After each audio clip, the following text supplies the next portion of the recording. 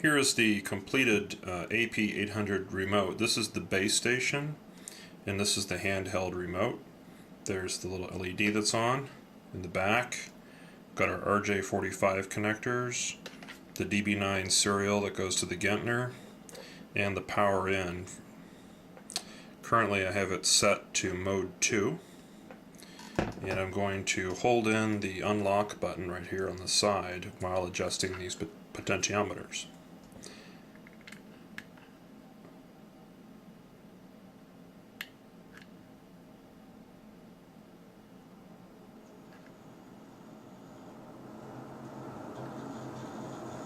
That's the regular wind.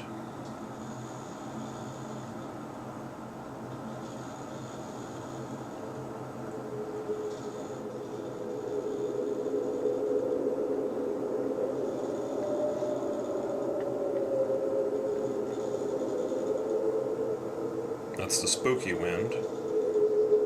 I can adjust the levels separately.